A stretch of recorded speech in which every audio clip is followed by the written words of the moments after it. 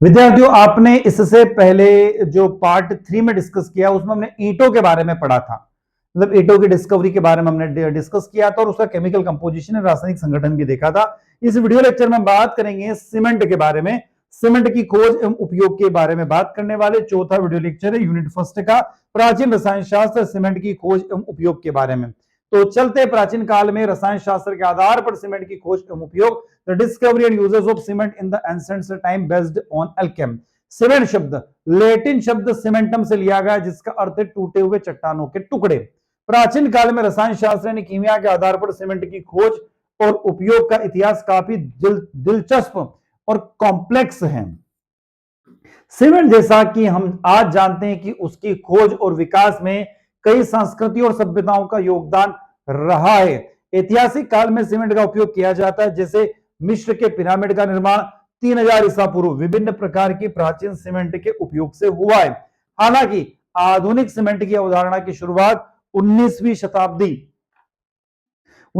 में हुई है, लेकिन प्राचीन काल में भी कुछ ऐसे पदार्थ थे जिनका उपयोग निर्माण कार्य में किया जाता था और जिनमें रसायन शास्त्र का प्रभाव देखने को मिलता था।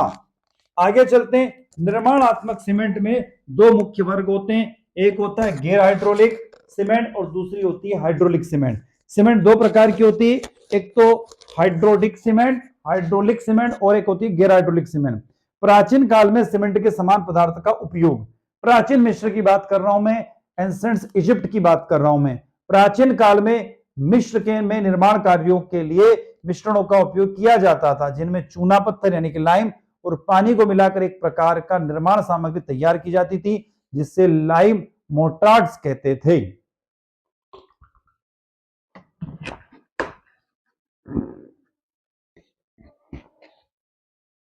आगे देखें तो यह मिश्रण दीवारों और संरचनाओं को जोड़ने के लिए इस्तेमाल होता था। मिस्र वाले मोर्टार में समुद्र के पानी के संपर्क में आकर एक विशेष रासायनिक प्रक्रिया होती थी, जिससे यह और मजबूत हो जाता था। रोमन का योगदान, रोमनों ने सीमेंट के उपयोग में महत्वपूर्ण योगदान दिया। वे पोज़्जोलाना नामक सामग्री का उपयोग करते थे, जो एक प्रकार की ज्वालामुखी राख से मिलकर बनी हुई थी। जब इसे चूने यानी लाइम के साथ मिलाया जाता था तो यह एक मजबूत जल रोधक मिश्रण तैयार करता था, जिसे आज के आधुनिक कंक्रीट के समान माना जाता है। ग्रीक सभ्यता की बात करें, ग्रीक ने भी निर्माण कार्य में चूना और अन्य पदार्थों का उपयोग किया था, लेकिन उनके सीमेंट के उपयोग में रोमनों की तरह विशिष्ट जल रोधक गुण नहीं थे। फिर भी उन्होंने कई धरोहरों में मिश्रणों का उपयोग किया जो आज भी कुछ हद तक सुरक्षित हैं। बात करते हैं रसायन शास्त्र की भूमिका, द रोल ऑफ केमिस्ट्री।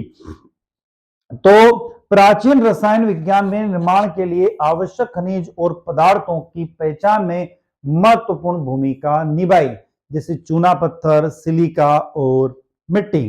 बात करते हैं रासायनिक प्रतिक्रियाओं की, केमिकल रिएक्शंस की। सीमेंट के उत्पादन में चूना पत्थर को जलाकर चूना यानी कैल्शियम ऑक्साइड बनाना और फिर उसे पानी के साथ मिलाकर एक कठोर पदार्थ बनाना शामिल है।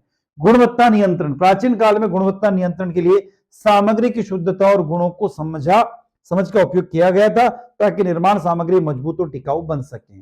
प्राकृतिक संसाधनों का उपयोग, यूज ऑफ नेचुरल रिसोर्सेस।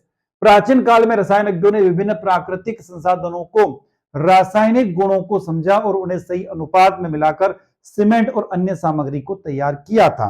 कीमिया रसायन शास्त्र का प्रभाव क्या, इन्फ्लुएंस ऑफ द एल्केमी। प्राचीन काल में रसायन शास्त्र की अवधारणा कीमिया के रूप में थी, जिसमें लोग पदार्थों के परिवर्तन और मिश्रणों के गुणों के बारे में अध्ययन करते थे। बात करें, हालांकि रासायनिक अभिक्रियाओं को सही समझ उस समय नहीं थी, फिर भी कई पुरानी सभ्यताएं सीमेंट जैसे पदार्थों का उपयोग करने में सक्षम थी।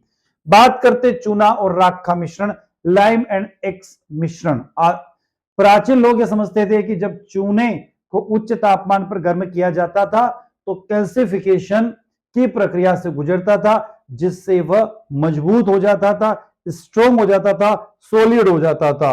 यही पदार्थ फिर पानी के साथ मिलाकर निर्माण कार्यों के लिए उपयोग किया जाता था। बात करते केमिकल रिएक्शंस की, रासायनिक अभिक्रिया की। पोज़्जोलाना और चूने के मिश्रण में से एक रासायनिक अभिक्रिया उत्पन्न होती थी, जो पानी के संपर्क में आने पर एक मजबूत और स्थिर निर्माण की सामग्री तैयार करती थी। रासायनिक अभिक्रिया बहुत हद तक आज के आधुनिक सीमेंट के समान थी। या कैल्शियम सिलिकेट हाइड्रेट बनता था, जो मुख्य रूप से सीमेंट की ताकत को बनाता था। बात करते हैं हम the discovery of modern cement. Cement की खोज जोसेफ एस्पडिन ने 1824 में की थी। एक ब्रिटिश राजमिस्त्री और भवन निर्माण, उन्होंने चूना पत्थर और मिट्टी को जलाकर पोर्टलैंड सीमेंट का आविष्कार किया था। वर्तमान में जो सीमेंट हम यूज करते हैं उसका नाम है पोर्टलैंड सीमेंट। इसका नाम इंग्लैंड के पोर्टलैंड क्षेत्र में पाए जाने वाले पत्थर के समान रंग के कारण इसका नाम रखा गया था पोर्टलैंड सीमेंट।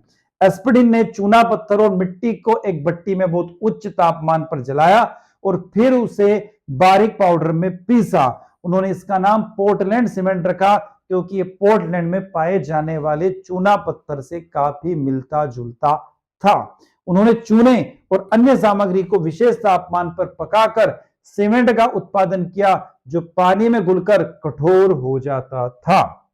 भारत में सीमेंट का आविष्कार कब हुआ? When was cement invents in India? Bharat में पहला सीमेंट कारखाना 1904 में तमिलनाडु के मद्रास यानी चेन्नई में स्थापित किया गया, लेकिन संगठित स्तर पर पोर्टलैंड सीमेंट का उत्पादन 1914 में पोरबंदर गुजरात में शुरू हुआ।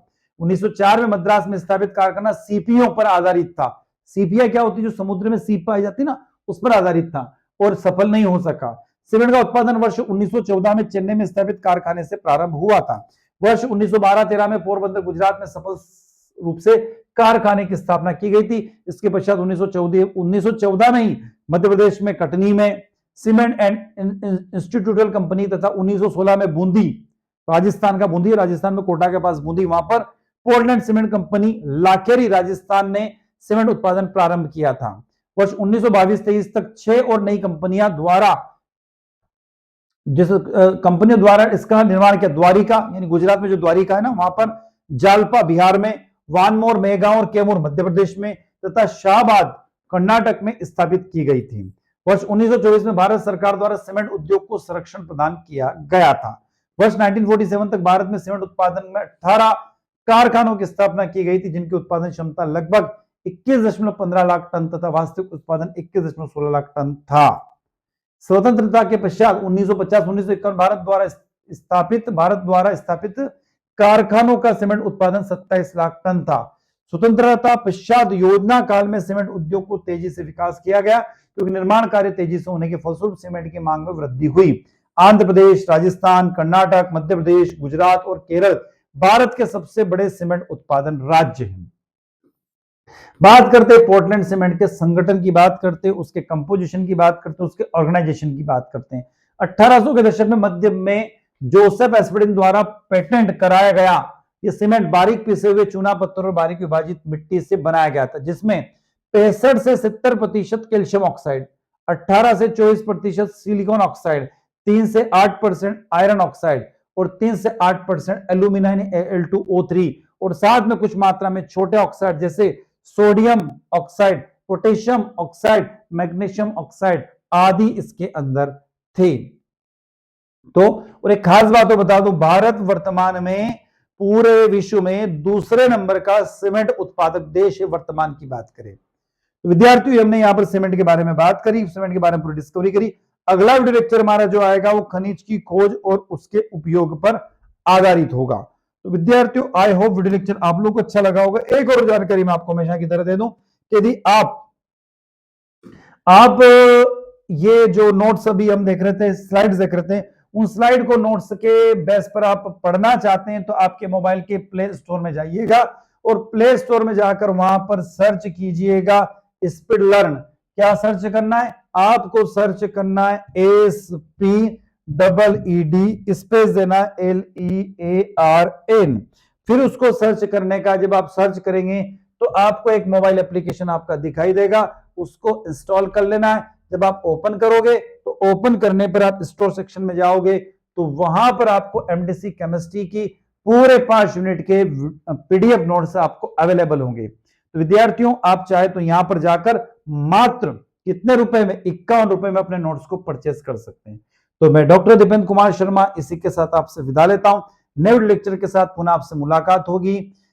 तब तक आपसे अनुरोध है कि वीडियो लेक्चर अच्छा लगता है तो लाइक कीजिएगा, आपके क्लासमेट तक वीडियो को शेयर कीजिएगा, कमेंट बॉक्स में कमेंट करके बताइएगा और चैनल को सब्सक्राइब अवश्य कीजिए, जिससे हमें एक मोटिवेशन मिलता रहे और इसी तरीके से हमेशा हम आपके साथ बने रहें। तो मैं डॉक्टर दीपेंद्र कुमार शर्मा आपसे विदा लेता हूं।